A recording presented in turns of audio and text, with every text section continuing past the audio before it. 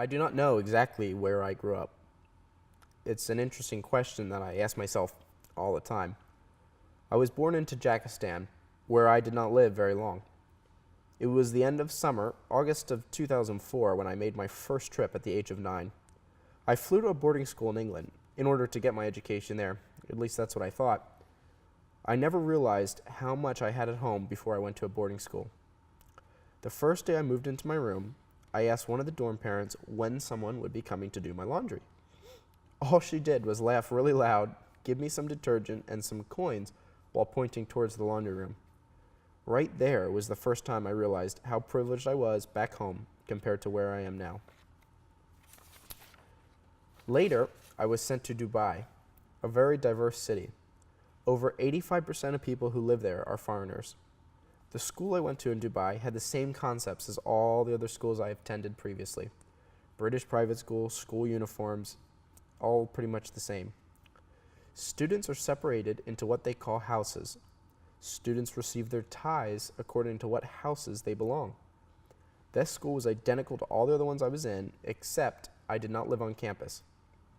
Almost all kids at the age of 13 live in their country with their own parents. That was not the case with me. I lived over 2,000 miles away from my parents in a different country with a maid and a driver who were like parents to me. Every Saturday, our driver had the day off. He told me that he was going to visit his friends that lived on the other side of Dubai, the old town. I decided to go with him one Saturday because I have never been to that part of the city. I was completely speechless when I saw the conditions people lived in. Over 8 people lived in a 1-bedroom apartment.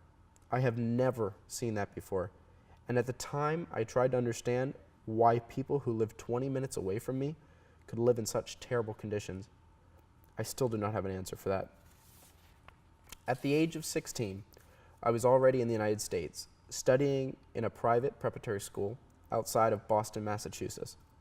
I will never forget the first time I went home to Tajikistan from America. Every year on December 30th, we have our family dinner with over 50 people. Towards the end of the night, my father said something that my cousins and I would never forget.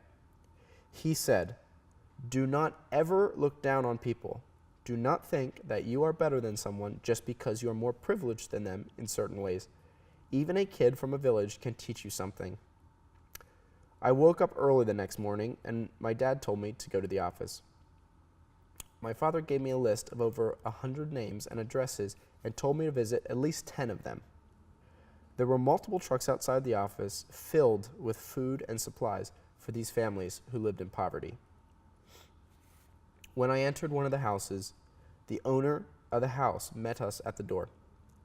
Once the wife saw all the groceries and supplies we brought, she hugged me and started crying out loud, "Tonight is going to be the real New Year's Eve." The longer I stayed, the more my heart melted. I was about to leave when the owner of the house wanted me to come inside so they could introduce me to their son. Once I entered the house, I saw the willpower, the happiness and gratefulness and privilege in his eyes. He was lying on a mattress, his hands and legs and hips disproportional. He was born disabled. When I got closer to him, he tried to sit up on the mattress. I tried to help him out, and he smiled and said, "Do not help me, I will do it myself." When I asked him and his parents if they need any help, he smiled at me again and said, "Everything is great." No matter what I asked him, he always responded positively with a smile on his face. When I got back home, most of my questions were answered. They were not answered to me in words, but they were shown to me by my parents. As my father once said, Sunday is always followed by Monday. Make sure you are always prepared for that Monday. The reason why my parents sent me away from Tajikistan at a young age is because they did not want me to become one of those spoiled kids from a well-known family. Sometimes you have to be away from what you have in order to understand just how privileged you are. The fact that I can write this and you can read this is a huge privilege. There are people in worse situations than us. Therefore, there is no reason for us to complain about the little things that do not really matter. I am very grateful for the parents and life that I have. They taught me how valuable everything is, and I know how privileged I am.